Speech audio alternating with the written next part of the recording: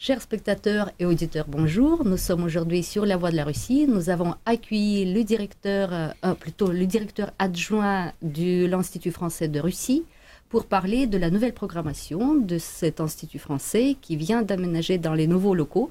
Et je suis avec vous, avec Mathieu Ardin, qui est notre invité, et Anna Karpova, qui est ma co-animatrice. Donc, nous savons que Mathieu Ardin a passé d'abord 4 ans en tant que directeur de l'Institut français à Kiev. Et quand il est arrivé à Moscou, la première chose qu'il a dit, que Moscou l'effrayait.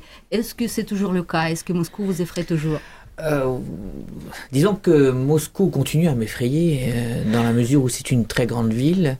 Je vis plutôt dans le centre de Moscou et donc je connais encore très très mal les environs de Moscou, toute la partie de la banlieue, ce que j'appelle la banlieue de Moscou, ces grandes cités dortoirs. Et malgré tout, je reste effrayé par le rythme de la vie moscovite qui n'est pas celui de Paris. J'habite Paris en temps normal.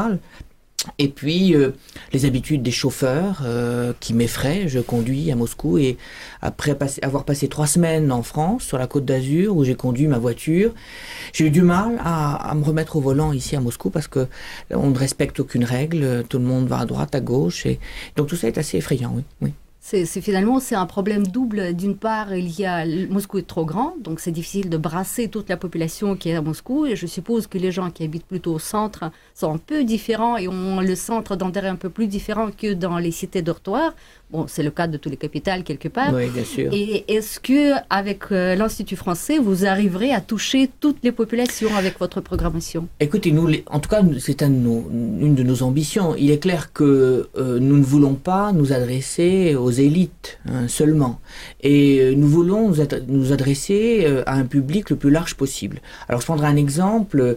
Nous organisons, avec la mairie de Moscou, un grand spectacle de rue le 8 septembre à 21h15 dans le parc de la Victoire. Il est clair que ce spectacle, il s'adresse au plus grand nombre. C'est un spectacle organisé présenté par le groupe F, qui est une compagnie qui s'occupe principalement de feux d'artifice et qui, chaque année, illumine le parc de Versailles, par exemple. Eh bien, c'est un spectacle qui est destiné à tous, pour le bonheur de tous. Et il est clair qu'il y a des spectacles, il y a des manifestations culturelles dans notre programmation qui sont plus pointues, qui sont d'ordre, je sais pas, il y a par exemple un séminaire de psychanalyse. Il est clair que nous nous adressons à un public beaucoup plus restreint. Et quels sont les critères de votre choix d'être aimé par tout le monde? Vous savez, le critère, il est dicté par l'ambition qui est la nôtre de faire connaître la culture française. Alors cette culture française, elle est multiple, elle est diverse, elle est plurielle, et elle s'adresse à la fois aux intellectuels, mais elle s'adresse aussi pour une grande part à un public plus simple et tout aussi respectable. Donc, à partir d'une telle ambition, nous devons en effet proposer une programmation qui va toucher toutes les couches socio-professionnelles et toutes les tranches d'âge de la population. Alors c'est très ambitieux, on n'y arrive pas toujours évidemment, nous n'avons pas toujours les moyens. Heureusement, nous avons de bons partenaires qui nous y aident, mais je crois que nous nous débrouillons pas mal. Vous avez parlé du groupe F, donc ça va se produire où? Dans quel Parc de la Victoire, dimanche 8 septembre. C'est un cadeau que nous faisons aux habitants de Moscou, avec la mairie, à 21h15. Et vous avez parlé aussi que votre cheval de bataille, c'est plutôt la littérature. Donc, quel grand nom dans la littérature française il faut attendre cette année à Moscou? Alors, disons que c'est pas mon cheval de bataille. Disons que je suis spécialiste moi-même de littérature française. Mais j'ai des goûts éclectiques et je n'entends pas m'intéresser à la seule littérature. Donc, il y a eu des grands noms. Il y a un grand nom qui arrive et qui sera à l'Institut le 7. Puisque le 7 septembre, c'est la fête de l'Institut dans le cadre de la fête de Moscou. Et donc, dans nos locaux, au 16 Varantsovo Polye, il y aura Bernard Werber. Qu'on aime, qu'on n'aime pas, mais il n'empêche que c'est aujourd'hui l'un des auteurs français les plus connus dans le monde. En Russie aussi. Et en Russie, il est traduit abondamment. Je l'avais fait venir à Kiev. Nous avions rempli deux librairies. À chaque fois, il y avait 500 personnes. Alors j'espère, il va intervenir à différents endroits, à Dom Pashkov un petit peu avant. Il interviendra ensuite dans d'autres librairies. Il sera en tout cas à l'Institut à 18h30 le 7 septembre. Et j'espère que le public viendra l'écouter. C'est vrai que c'est un grand nom de la littérature. Je pense que c'est une occasion aussi de parler de cette fête de la France, comme vous l'avez intitulé, Francuski Праздник, que vous allez organiser dans ces nouveaux locaux. Donc, qu'est-ce que ça a changé que vous soyez dans ces nouveaux locaux par rapport au lieu qui était déjà bien habité, chaud? Alors, je dois dire qu'on a déménagé au mois de mai, ouvert officiellement nos portes au mois de juillet en présence d'Hélène Conway-Mouret, qui est la ministre chargée des Français à l'étranger. À la fois, c'était une rupture difficile, douloureuse, avec la Bibliothèque des littératures étrangères où nous étions depuis 20 ans. Parce que c'est un lieu où nous étions bien, nous avions des relations très harmonieuses, et en particulier avec Madame Guigneva, qui est la directrice de ce lieu, l'animatrice de ce lieu, une femme formidable, mais simplement ce lieu ne correspondait plus aux besoins de l'Institut. Et il fallait, alors j'explique pourquoi, nous avions une immense médiathèque de 300 mètres carrés, et nous avions dans le même temps très peu de salles de cours, et des salles de cours toutes petites. Or, les choses changent, évoluent en Russie très rapidement comme dans le monde. Il y a de moins en moins de lecteurs, en tout cas de lecteurs qui empruntent des livres papier. Et il y a de plus en plus d'apprenants, c'est-à-dire de jeunes gens, la plupart du temps, qui veulent apprendre le français. Il a fallu donc, en effet, envisager un déménagement. Et je crois que toute l'équipe et moi-même, nous l'avons fait, mais nous ne l'avons pas fait de gaieté de cœur. Et nous avons emménagé dans de beaux locaux où il y a des grandes salles de cours, et une médiathèque moins importante en taille, mais où on propose aujourd'hui des livres en papier et puis des livres virtuels. À partir de là, évidemment, la fête elle-même, qui aura lieu le 7 septembre, de 14h à 22h, elle est là pour faire connaître aux Moscovites notre lieu. Elle est là aussi pour passer un moment ensemble, faire découvrir nos cours, nos activités. Il y aura un bal musette le soir. Puisque avec les pompiers. Il y aura pas, c'est pas un bal des pompiers, c'est pas le bal du 14 juillet, mais il y aura en tout cas un bal musette dans un esprit très français, où nous accueillerons, nous invitons d'ailleurs nos voisins, puisqu'il y a des immeubles d'habitation tout autour. Il y aura des librairies qui présenteront leurs éditions. Il y aura le café de l'Institut qui s'appelle le Café des Lions, qui proposera des viennoiseries, le nom ne le dit pas, mais des viennoiseries qui sont françaises, des croissants, des choses de ce genre. Il y aura un conteur français qui viendra lire des contes, raconter des histoires aux enfants, mais aussi aux adultes. Vous savez qu'en France, de plus en plus, les conteurs s'adressent aux adultes, mais il est vrai que les contes sont souvent si terribles qu'ils sont plus destinés aux adultes qu'aux enfants. L'actualité aussi est souvent terrible et il faut les bercer, les adultes. Tout à fait. Et puis, il y aura encore de nombreuses manifestations. Je pensais à une présentation de Bernard Werber. Il y aura aussi un karaoké, parce que les gens aiment bien et puis c'est agréable pour écouter du français, de toute façon. Il y aura une présentation de notre agence Campus France. Cette agence est là pour évoquer les perspectives pour des étudiants francophones en France. Voilà, toute une multitude de manifestations destinées à présenter notre établissement. Et si nous parlons du côté éducatif, il y a 2 semaines, nous avons interviewé un professeur de français qui enseigne le français à l'Institut de français. Voilà, il a dit que la plupart des étudiants, ils commencent à apprendre le français pour leur plaisir. Donc, selon vous, pourquoi, qu'est-ce qui les attire dans la culture française ? Pourquoi on commence à apprendre le français, à s'intéresser à la culture française? Et deuxième question, donc, on dit souvent de ce lien mystérieux entre la France et la Russie. Selon vous, elle est due à quoi ce lien? Alors d'abord, l'apprentissage du français. Il est vrai que, vous le savez, je ne veux pas remonter aux époques anciennes, mais la Russie et au-delà l'Union soviétique proposait un enseignement du français exceptionnel, puisque des enseignants de français qui n'avaient jamais mis les pieds en français parlaient comme des Français et avaient un enseignement d'une qualité éblouissante. Il se trouve que cet enseignement du français est en disparition, que les écoles spécialisées de français se font de plus en plus rares et que on apprend de moins en moins le français. On apprend l'anglais, l'espagnol, je crois, se porte pas mal.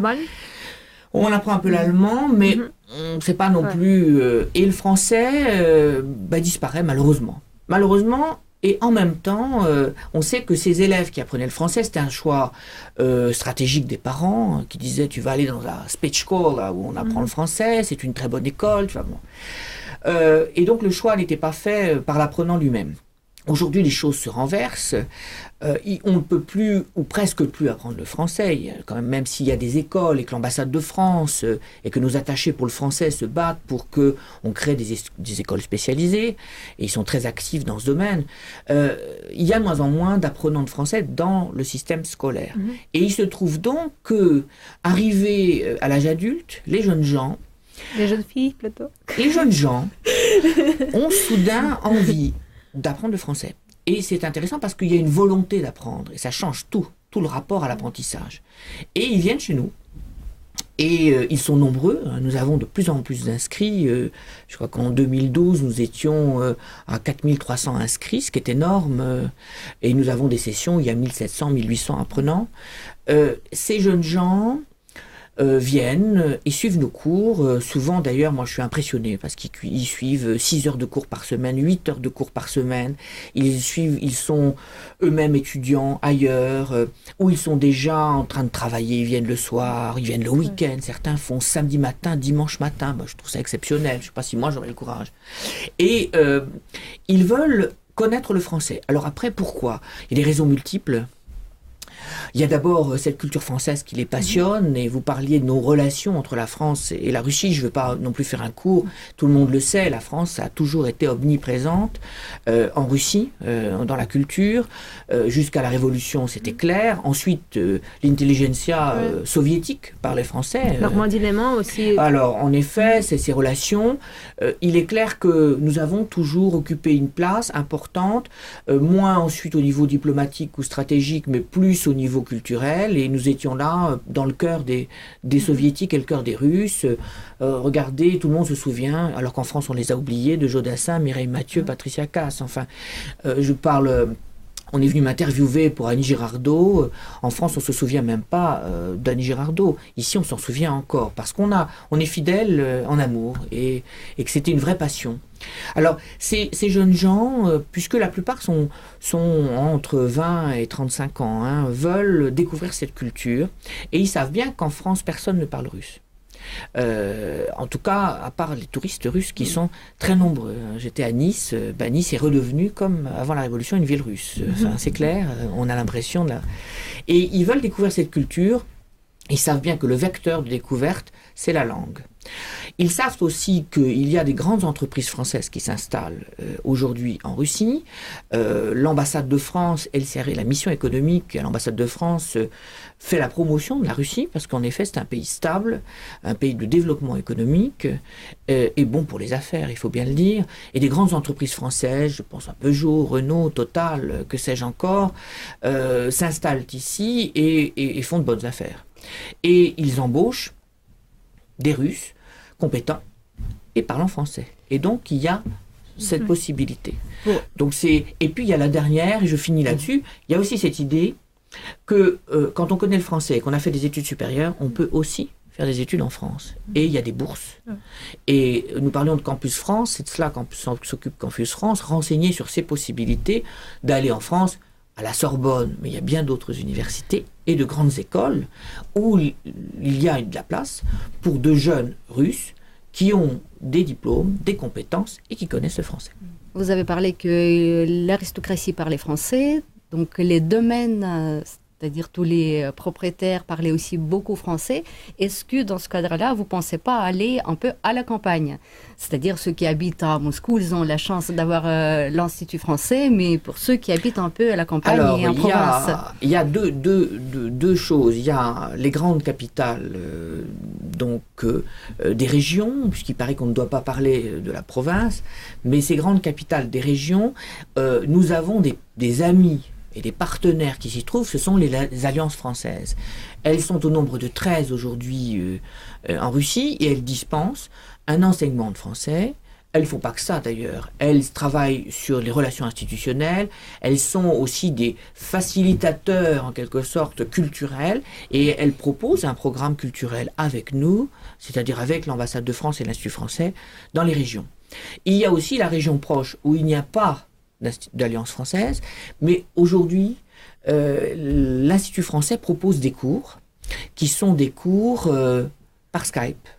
Et donc, on peut très bien profiter des cours de l'Institut français par Skype.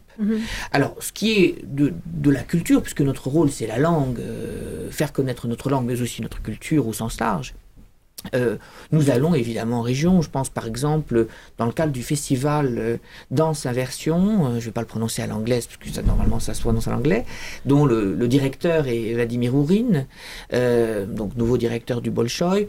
Nous présenterons un spectacle de la compagnie Kefik par exemple à Yaroslav.